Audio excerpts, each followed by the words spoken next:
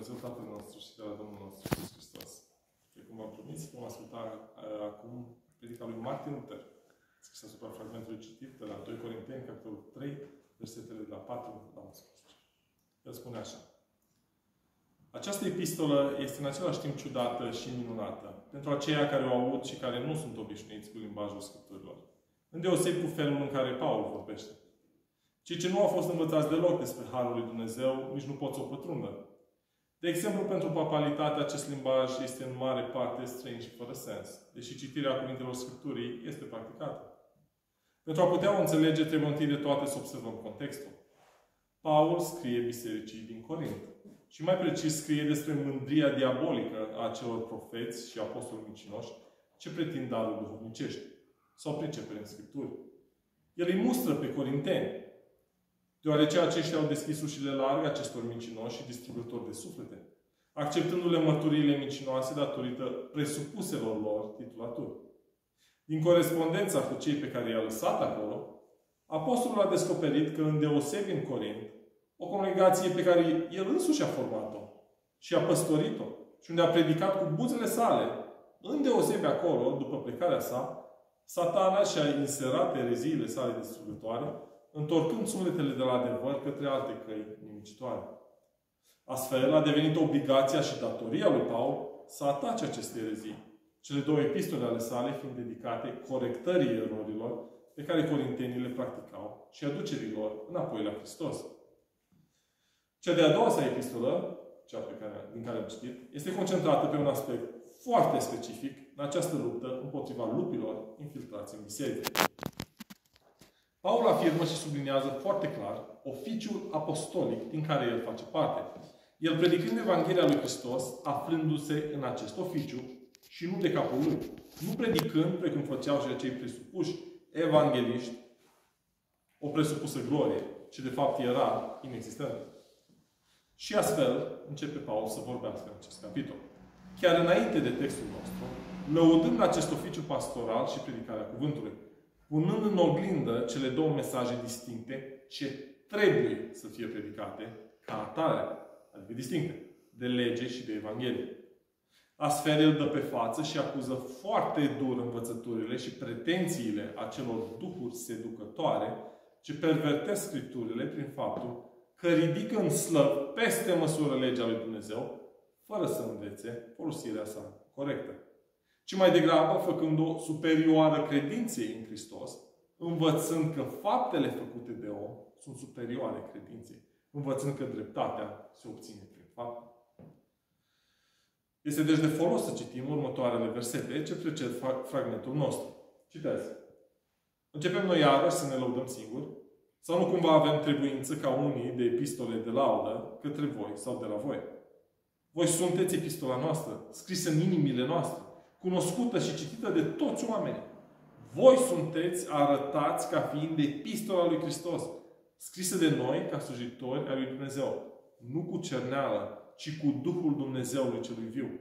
Nu pe niște table din piatră, ci pe niște table care sunt inimi de carne. Am încheiat citatul. Slujirea lui Paul între corinteni este mărturia sa, testamentul său. Iar pe aceea pe care i-a binecuvântat prin slujirea sa și care au crezut, i-a format și i-a făcut el însuși o biserică.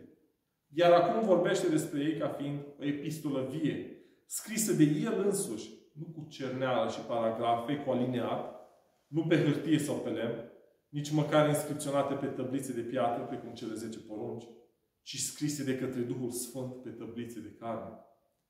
Da, Sfântul Duh este cerneala ce a fost scrisă și chiar și autorul, însă creionul și mâna cu care s-a înfăptuit aceasta este Paul. Această metaforă este în acord cu Scripturile și ne trimit cu gândul la Vechiul Testament, unde israeliții trebuiau să aibă cele 10 porunci scrise oriunde se aflau, pe stâlpii caselor, pe porți, astfel încât ochii și inimile lor să fie nelipsite de a le vedea. Și împăratul Solomon scrie în Proverbe 7 astfel: ține sfaturile mele și vei trăi. Păzește învățăturile mele ca lumina ochilor. Leagă-le la degete. Scrie-le pe tăblița inimii tale. Paul, ca și Solomon, vorbește precum un tată către copiii săi spirituali, spunându-le: fiilor și fiicelor, Prin slujirea noastră am scris o tabliță pe inimile voastre ce stă ca mărturia faptului că voi credeți și aveți drept Dumnezeu pe singurul Dumnezeu adevărat, Tatăl, Fiul și Sfântul Duh. De aceea voi aveți astăzi siguranța neclintită a faptului că prin Iisus Hristos voi sunteți răscumpărați și mântuiți. Priviți, vă rog, că Paul pune toate aceste întâmplări și convertirea celor din Corint pe seama slujirii în oficiul pastoral. Datorită acestui oficiu, ei au devenit epistole ale lui Hristos. Prin instituirea acestui oficiu de către însuși Fiul lui Dumnezeu, doar astfel cele săvârșite pot fi dovedite drept absolut adevărate, pentru că Hristos a făcut-o. Apostolul contrastează foarte clar misiunea sa printre ei de ceea ce pretindeau acești ipocriți și mincinoși. Anume că sfințenia lor proprie, obținută cu sudoarea frunții, ar putea fi și la îndemâna celorlalți, dacă îi acceptă pe ei drept călăuze și depun suficient efort de obediență înaintea lui Dumnezeu. După aceste afirmații, Paul face clar faptul că el nu este vrednic de o asemenea onoare și că Dumnezeu este Cel care este la lucru, oferind atât lui cât și tuturor celor ce cred siguranța mântuirii. El spune, citez, nu că noi prin noi înșine suntem în stare să gândim ceva ca venind de la noi.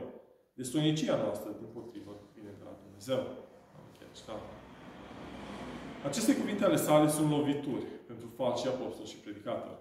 Paul este un dușman de moarte pentru acei. Și aici Martin Luther folosește un apelativ ce se traduce prin capătrat.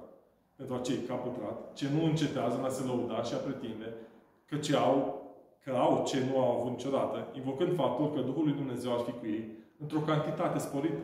Că sunt mereu pregătiți să ajute întreaga lume și că Dumnezeu lucrează prin ei în modalități noi și unice, precum șarlatanii ce caută să înșele oamenii cu descoperirile lor alchimistice. E ca și cum Paul ar sta înaintea corintenilor în aceeași sală cu papa și cu preoții lui și i-ar arăta cu degetul și a spune: spre deosebire de ei, noi mereu v-am spus că nu ne încredem în înțelepciunea și în oratoria noastră. Noi predicăm nu lucruri pe care mintea noastră le-a decis că sunt interesante. Aceasta este mărirea noastră și încrederea în Iisus Hristos înaintea lui Dumnezeu. Că am făcut din voi o epistolă divină. Că am scris pe inimile voastre, nu gândurile noastre, prin puterile noastre extraordinare, ci cuvântul lui Dumnezeu. Noi nu v-am vorbit niciodată de puterile noastre proprii, de cât de importanți suntem noi sau de cât de sfinți suntem, ci de lucrările și puterea celui ce a chemat și echipat oameni ca noi, slavi, pentru acest oficiu pastoral, deoarece din el izvorăsc toate lucrurile pe care voi le-ați auzit și le-ați crezut. Martin Luther continuă. Este o glorie și un har nemărginit, nu doar pentru predicator, dar și pentru întreaga biserică. Faptul că cel ce stă la amvon și explică cuvintele Scripturilor poate să spună cu tărie asta. Sunt pe deplin încredințat prin Iisus Hristos că ceea ce vă învăț și vă predic este cu adevărat Sfântul Cuvânt al lui Dumnezeu. Și la fel el ar putea spune și pentru orice altă funcție oficială pe care o are în cadrul bisericii. Fie că botează un copil, absolvă păcatele și așa mai departe. Este diferit de ceea ce fac aceia care ridică din nume atunci când sunt întâmpinați de către credincioși împovărați de păcate și le spun: fă asta sau fă cealaltă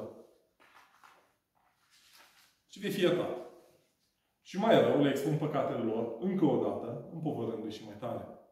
Dacă ești preot și cineva vine la tine, spunându-ți că a fost rău și a păcătuit, iar tu îl arăți cu degetul și îl condamni și îl bagiocorești și îl mustri și atât, atunci fii sigur că ai condamnat un suflet deznădejde.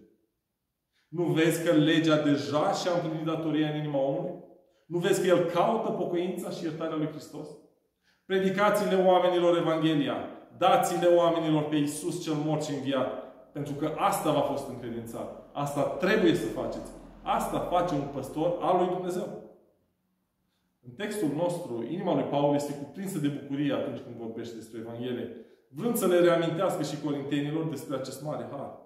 El este foarte serios și când vorbește despre lege, fiind forțat de către Scripturi să concluzioneze faptul că gloria legii este moartea.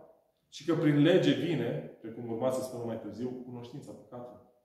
El este forțat să dea toate aceste lucruri pe față de către aceia care în vremea sa au intrat între copiii săi spirituali, învățându-i precis această doctrină a mântuirii prin fapte. Doctrină care lăsată neadresată, avea să îi ducă spre moarte și condamnare veșnică. De aceea el spune că atunci când legea se vede împlinită de om, același om, așteptând răsplata, el o va și primi. Moartea. Pentru că este cu neputință că el să nu fi călcat poruncile lui Dumnezeu. Paul le arată deci ipocrizia lor, spunându-le parcă, într-adevăr, nu negăm frumusețea legii lui Dumnezeu, însă iată ce face această frumoasă lege. Mișcă sufletele de la Dumnezeu și le duce către moarte. Noi, credincioșii, trebuie să avem ca pricină de încredere și de laudă o altă glorie. Una de care nici Sfinții Apostoli nu au fugit. Aceea a Evangheliei și a predicării Evangheliei lui Hristos. Pacea lui Dumnezeu care întrece orice pricepere, să vă păzească inimile și gândurile în Hristos Iisus, Domnul nostru. Amin.